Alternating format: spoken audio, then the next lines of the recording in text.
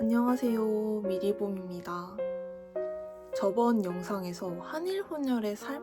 한일 혼혈로서 느낀 점을 영상으로 업로드를 했었는데요. 그 영상에서는 약간 살면서 안 좋았던 점, 단점 위주로 얘기를 한 것 같아서 장점에 대해서는 많이 얘기를 못했어요. 그래서 오늘은 장점 위주로 한번 영상을 찍게 됐습니다. 한일 혼혈로서 살면서 장점을 얘기하기 전에 구독과 좋아요 눌러주시면 감사하겠습니다.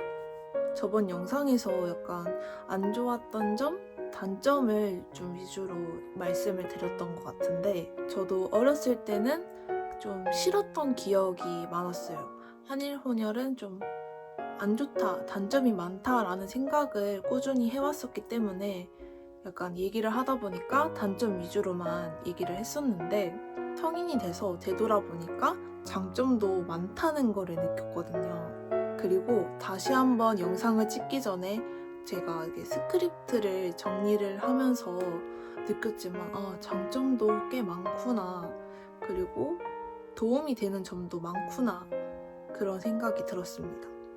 장점 중에 첫 번째로는요. 언어와 문화를 쉽게 배울 수 있다 입니다. 제가 지금 핸드폰에 정리를 해왔거든요. 말하다 보면은 다른 얘기로 흘러갈 수가 있어가지고 정리를 좀 해봤어요. 그리고 대부분의 혼혈이신 분들은 공감하실 수도 있어요. 아무래도 혼혈이다 보니까 한쪽 언어만 쓰기보다는 양쪽 언어를 좀 접할 수 있는 기회가 많은데 좀 언어를 다른 사람들보다 쉽게 배울 수 있다는 점이 저는 너무 감사하더라고요. 예전에는 한쪽 나라 언어만 사용하면 불편함 없이 살 수 있는데 굳이 왜 이개 국어를 해야 돼? 라고 생각을 했는데 그때는 좀 어렸어서 좀 혼동이 있었어요. 그래가지고 그렇게 생각을 하게 됐는데 성인이 되고 나서 생각하니까 이게 너무 감사한 일이구나 라고 느끼게 되더라고요. 저는 그리고 한국과 일본 양쪽 나라를 좀 자주 오가면서 생활을 했었어요. 그래서 어렸을 때는 또 일본어를 배웠다가 좀 크고 나서 한국어를 배웠다가 좀 그런 적이 많았는데 지금은 한국어가 좀 더 능숙하고 편안하지만 일본어도 일상생활에는 지장이 없도록 사용할 수는 있거든요. 제가 어렸을 때 일본어를 접하지 않았더라면 이제 커서 일본어를 공부하기 시작하려면 많이 어려움이 있었을 것 같고 좀 포기할 수도 있다는 생각이 들더라고요.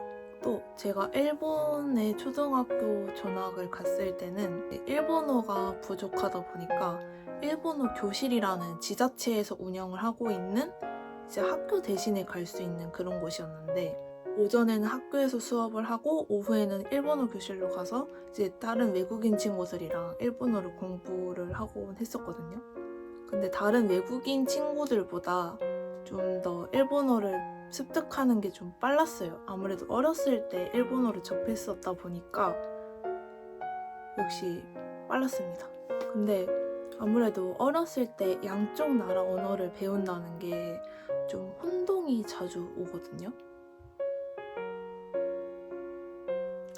뭐랄까 한국어로 말을 해야 될 텐데 한국어로는 그 단어가 기억이 안 나는데 이제 일본어로는 그 단어를 알겠고 일본에서 일본어를 사용을 해야 되는데 일본어는 모르는데 한국어로는 계속 머릿속에 생각이 나요. 단어를 알고 있고 그래서 약간 좀 혼동이 생겨요. 그래서 가끔 가다가 무의식 중에 말하다 보면은 한국어랑 일본어 섞어서 사용할 때도 꽤 있었는데 그래도 가끔 집에서는 편안하니까 이렇게 섞어서 나오긴 하는데 그래도 가족들도 다 알아듣고 하니까 괜찮습니다. 또 한편 이제 한국, 일본 오가면서 생활을 하다 보니까 어휘력이 좀 부족한 부분도 많아요. 좀 어중간하게 배운 것도 있고 너무 양쪽 나라를 같이 생활을 하다 보니까 좀 학습 같은 것도 좀 달라지잖아요. 그래서 어휘력이 약간 부족하지만 그래도 저는 양쪽 나라 언어를 완벽하진 않아도 할 수 있다는 게 너무 장점이지 않을까 그렇게 생각을 하고 있습니다. 그리고 문화 같은 것도 두 나라의 문화를 배우다 보니까 지식이 좀 더 넓어지는 느낌이 있어요. 식문화라든지 예의 범절이라든지 한국과 일본은 약간 비슷하면서도 다른 점도 있거든요. 그런 거를 배워가면서 좀 재밌더라고요. 예를 들어 한 가지 얘기를 해보자면 이게 식문화인데 한국은 그릇을 이렇게 놓고 먹잖아요. 들고 먹으면은 약간 버릇이 없다 그런 게 있어가지고 근데 일본은 그릇을 들고 먹어야 돼요. 그런 게 좀 다른데 그런 문화 차이도 재밌는 것 같아요.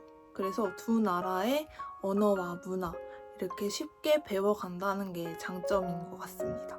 그리고 두 번째, 현지 여행지나 로컬 맛집 같은 데를 자유분방하게 갈 수 있다 입니다. 유명한 관광지나 맛집 같은 데가 아니라 약간 진짜 현지인들만 시골 같은 데서 현지인들만 가는 곳들도 갈 수 있다는 게 저는 장점으로 다가왔어요.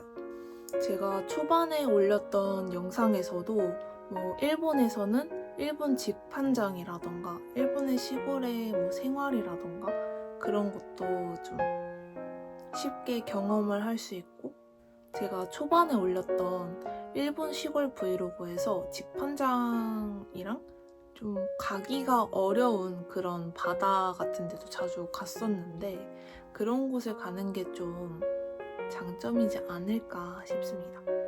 네, 초반 영상에서는 좀 일본 브이로그를 많이 올렸었기 때문에 그 영상도 시청해주시면 감사하겠습니다. 물론 지금까지 말했던 장점들은 다른 분들도 물론 할 수 있는 것들이지만 일본어 배울 수 있어요. 현지 로컬 여행지 맛집 갈 수 있죠. 그치만 일상생활에서 이렇게 쉽게 할 수 있다는 게 혼혈의 장점이라는 거를 좀 말씀을 드리고 싶었고요. 그리고 마지막으로 세 번째입니다. 약간의 관심을 받을 수 있다. 제가 한일 혼혈이지만 국적이 일본인이라서 좀 한국에서는 외국인이잖아요. 그래서 학교를 가든 공적이든 외국인이라는 그런 것 때문인지 관심을 좀 더 받을 수 있는 것 같습니다. 저는 좀 낯가림도 심하고 해서 사람들한테 잘 안 다가가는 편인데 그래도 일본에서 왔다, 일본 사람이다 그러면은 좀 말을 자주 걸어주시는 것 같아요. 학교에서도 다른 데서도 극강의 아이라서 좀 새로운 환경에서 적응하는 것도 친구를 사귀는 것도 어려운데 그럴 때 이제 말을 걸어주니까 좀 좋았던 것 같아요.